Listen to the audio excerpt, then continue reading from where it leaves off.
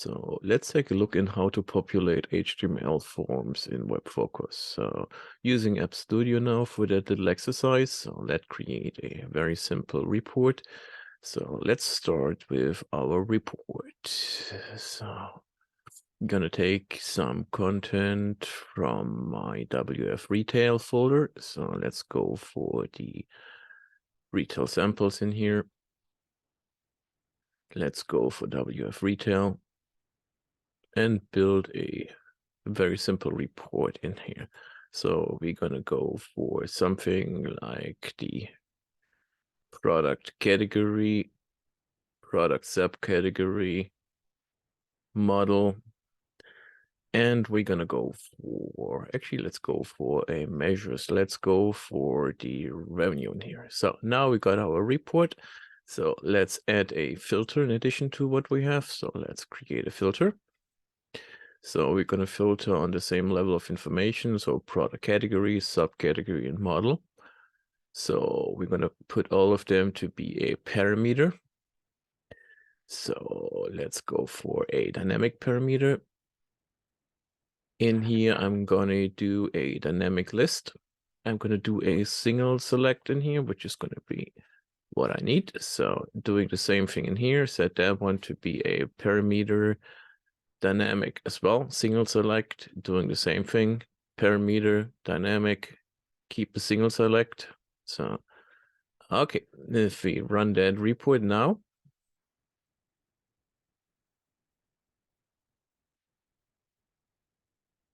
we're gonna get our contact.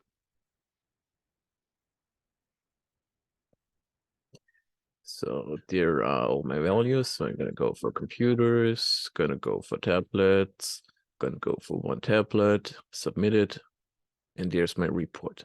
Actually, what I want now is I actually want that one to be part of an HTML form. I don't want to display it in a report. To do so, we're going to keep those values here. We're just going to put the elements in here via format. We're going to use the hold. We're going to use a temporary files. That's going to be my underscore values.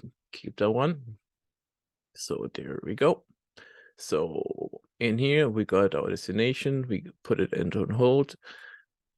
We can use information in here. So I don't want to see it. I want to keep it as a very basic value. So I'm going to put it into an alpha field. So let's try it again.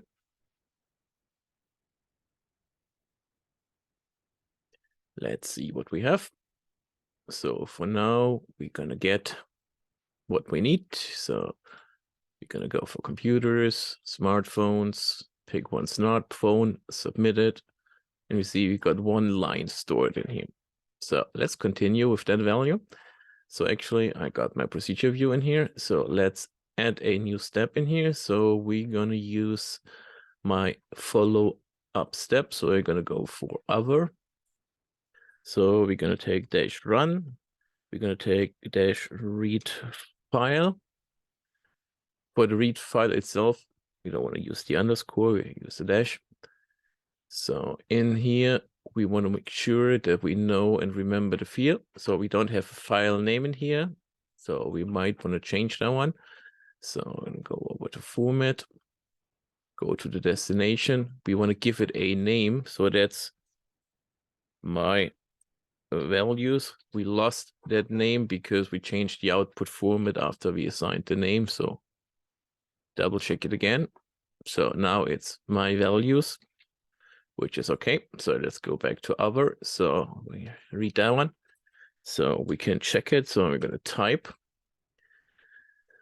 We want to make sure that we know the name of the fields. So go to test. Want to make sure everything works so far. And run it again. So we got our values. Oops, we want to select something here. Select something here. Submit it. Okay, works so far. So the only thing is we want to see those values. How do we see them? Of course, If you want to know what the name of the fields is, use question mark hold and the name of the hold file. So run it again.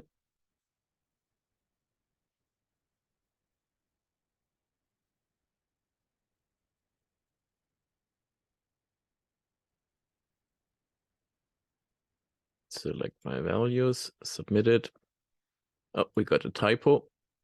Oh, there's a space missing in here. Let's fix the space. So try it again.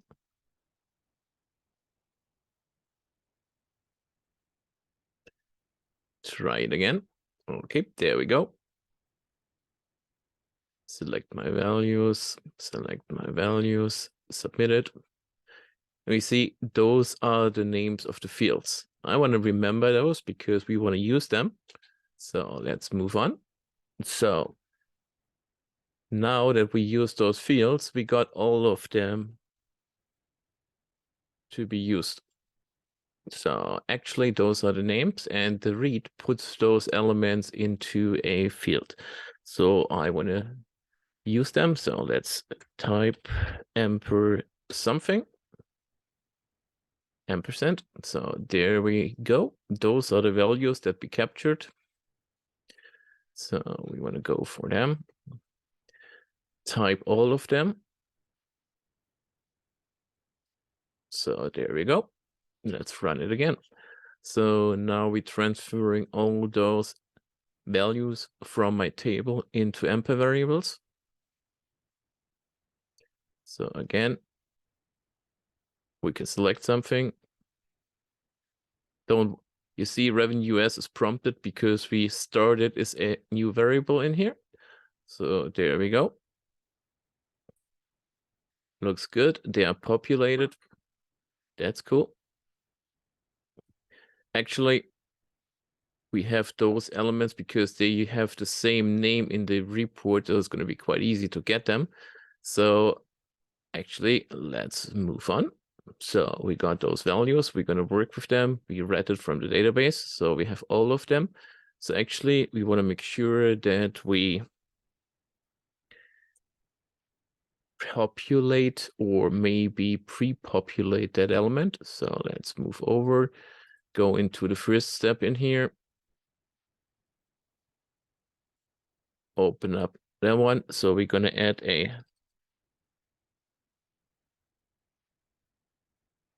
default for that value.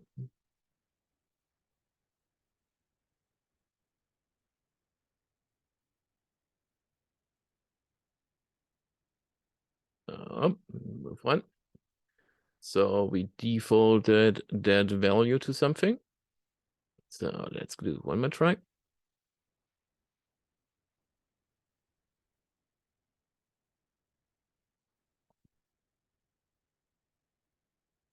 So we are reading all those values. So again, we got those elements in here. There we go. So we can continue to work with those values. So let's see how we continue to work with them. So now that we have them as part of the variable, of course, we can skip the hold. We don't need that one. Sorry. We want to add a comment. We want to add comments in here because we don't need them anymore. So add a comment in here. So, okay, let's go. So now that we put all those elements, so we're going to read and get. So we're getting that information. So now I don't want to put them onto a page in here. I want to put it into an HTML page. So let's create an HTML document in here. So select that one, put whatever we want to. So of course you can use AppStudio. You could also write them manually, no matter what you want to do here. But at the end, what you can do is add any control. So we've got some controls in here. So I can add a text box in here, of course. So there's my text box. I can add a control for my filter, something like an edit box. So whatever I want to. So just remember what we had in here. So those are the variables.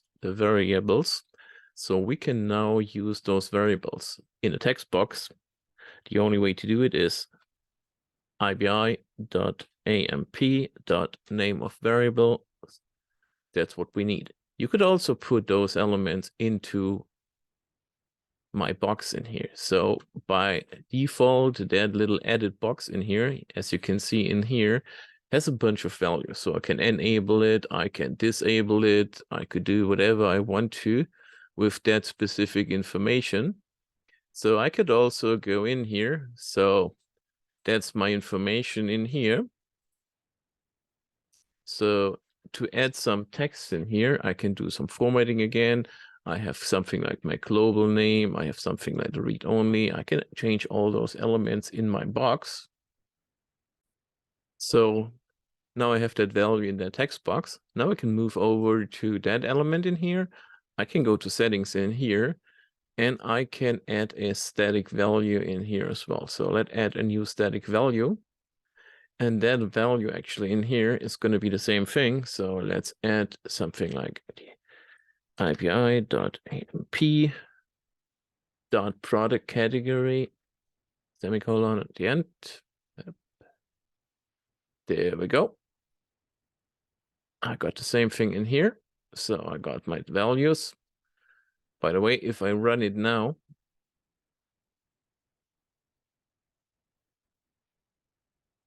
I can run that report in here. So as you see, okay, not anything useful. You want to double check that one. So let's go back to my settings. Let's make sure we stored this. You see, we only updated one element. We want to update both. So we want to update value and display in here. So, okay, now we're done. Okay, but it's still showing that value. To populate, we can now save that element. So that's my HTML page. So there we go. So we can move over to my report, and within my report, I can now move on, select HTML form, and reference the HTML form that we just created. Okay. Now I get a warning. Make sure to close the HTML file first, then go back, go to HTML form, reference the HTML form. There we go. So let's run my report from in here now.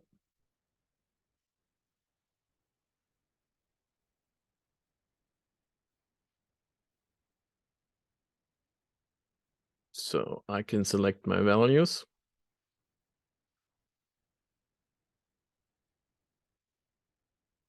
And there's my HTML form. And see, it put it in the first value in the box that can be changed, as well as in the fixed text. So as you remember, we had 4 of those values. So we have those in here. So we can use all of them. So syntax again is simply dot variable name and semicolon. So for all those 3 variables, 1, 2, 3, 4 actually. So we're going to go for product category being the first one. So we're going to go for the subcategory in here. We're going to go for the model as in here. You're going to go for the revenue, put it in here. By the way, you can also use global variables, which is something like the time. So it's going to be ib.glb for global, and then it's going to be dmyy for the date, which is a global WebFOCUS variable. So you could use all those variables in your HTML form. So let's go back to the HTML form. Let's go to my HTML form, which is down here. Let's open up my HTML form. No, it was not in the base up folder. Sorry. Let me close that one. So it's on workspaces. It's under my personal content. It's in my Patrick folder. It was under the Populate HTML. There's my HTML page. So I can open up my HTML page now. So remember, we had something like the category in here. So like we did with that first thing, okay, put it. So I can select all of those variables in here.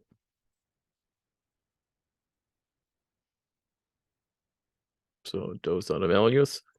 Let's copy them from here. Move over to my HTML page.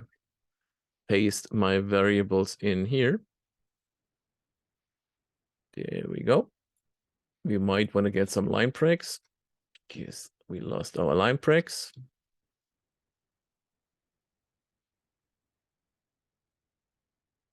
So there we go. Of course, we can do whatever we want to with those elements. So I can format elements, move around elements, change whatever I want to. So let's save it again. So if we run our report from here,